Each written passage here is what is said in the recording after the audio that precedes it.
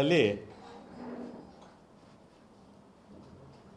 ಹಾಸನ ವಿಧಾನಸಭಾ ಕ್ಷೇತ್ರದ ಚುನಾವಣೆಯ ನಂತರ ಸಾರ್ವತ್ರಿಕ ಚುನಾವಣೆ 2023 ನಂತರ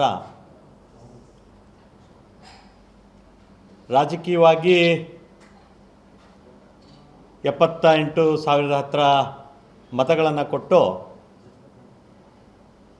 ನನಗೆ ಹಾಸನ ಕ್ಷೇತ್ರದ ಮತದಾರರು ಆಶೀರ್ವಾದ ಮಾಡಿದರು. ಮಾಡಿದ ಕೆಲಸಕ್ಕೆ ಮನ್ನಣೆ ಕೂಡ ಕೊಟ್ಟಿದ್ದರು. ರಾಜಕೀಯದ ಸ್ಥಿತ್ಯಂತರದ ಕಾರಣ ನನಗೆ ಹಿನ್ನಡೆ ಆಯಿತು ರಾಜಕೀಯವಾಗಿ ಫಲಿತಾಂಶದಲ್ಲಿ. ಆದರೆ ಕಳೆದ ಬಾರಿಗಿಂತ 14,000 ಚಿಲ್ಲರೆ ಹೆಚ್ಚು ಮತವನ್ನು ಮನ್ನಣೆಯನ್ನು ಕ್ಷೇತ್ರದ ಮತದಾರರು ನಾನು ಮಾಡಿದಂಥ ಅಭಿವೃದ್ಧಿ ಕೆಲಸ ಆಗ್ಬೋದು, ನಮ್ಮ ಕಾರ್ಯಕರ್ತರು ಪರಿಶ್ರಮದ ಕಾರಣ ಜನರು ನನ್ನ ಕೈ ಹಿಡಿದಿದ್ರು. ಚುನಾವಣೆಯ ನಂತರ ಪ್ರತಿ ವಿಚಾರಕ್ಕೂ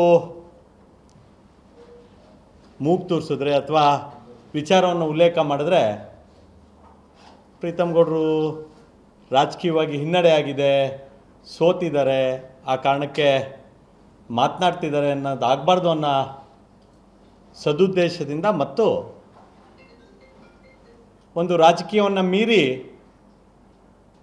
ಹಾಸನ ಕ್ಷೇತ್ರದಲ್ಲಿ ಒಂದು ವಾತಾವರಣ ನಿರ್ಮಾಣ ಆಗಬೇಕು ಅನ್ನೋ ಕಾರಣಕ್ಕೆ ಆದಷ್ಟು ರಾಜಕೀಯ ಚರ್ಚೆಗಳಿಗೆ ಅಥವಾ ಸ್ಥಳೀಯ ಸಮಸ್ಯೆಗಳ ಬಗ್ಗೆ ನಾನು ಯಾವುದೂ ಕೂಡ ಸಕ್ರಿಯವಾಗಿ ಪಾಲ್ಗೊಳ್ತಿರಲಿಲ್ಲ. ನಮ್ಮ ಕಾರ್ಯಕರ್ತರು, ನಮ್ಮ ಮುಖಂಡರು, ಕ್ಷೇತ್ರದ ಹಳ್ಳಿಗಳಲ್ಲಿರುವಂಥ ಪ್ರೀತಿಯಿಂದ ಕರೆಯುವಂಥ ಗ್ರಾಮಸ್ಥರು ಯಾವುದಾದ್ರೂ ಕಾರ್ಯಕ್ರಮ ಕರೆದ್ರೆ ಹೋಗೋವಂಥ ಕೆಲಸ ಮಾಡ್ತಾಯಿದ್ದೆ. ಆದರೆ ಸಕ್ರಿಯವಾಗಿ ರಾಜಕೀಯ ಚಟುವಟಿಕೆಗಳಲ್ಲಿ ನಾನು ಪಾಲ್ಗೊಂಡಿರಲಿಲ್ಲ. ಕಾರಣ ಬೇರೆಯವ್ರಿಗೆ ಅವಕಾಶ ಕೊಟ್ಟಂಥ ಸಂದರ್ಭದಲ್ಲಿ ರಾಜಕೀಯದ ಮೇಲಾಟ ಆಗಬಾರ್ದು ಅನ್ನೋ ಕಾರಣಕ್ಕೆ. ಆದರೆ ಕಳೆದ 3-4 ತಿಂಗಳಿಂದ ಅನೇಕ ವಿಚಾರಗಳನ್ನು ಗಮನಿಸ್ತಾ ಬಂದರೆ ದಿನನಿತ್ಯ ಸಾರ್ವಜನಿಕರು ಪ್ರೀತಮ್ ಗೌಡರು ಹೇಳಿದ್ರೆ ಆಗ್ಬೋದು ಅನ್ನೋ ಕಲ್ಪನೆ ಇಟ್ಕೊಂಡು ಅಥವಾ ಒಂದು ನಂಬಿಕೆಯನ್ನು ಇಟ್ಕೊಂಡು ನನ್ನ ಹತ್ರ ಹೆಚ್ಚಿನ ಸಂಖ್ಯೆಯಲ್ಲಿ ಬರೋಕ್ಕೆ ಪ್ರಾರಂಭ ಮಾಡಿದ್ದಾರೆ.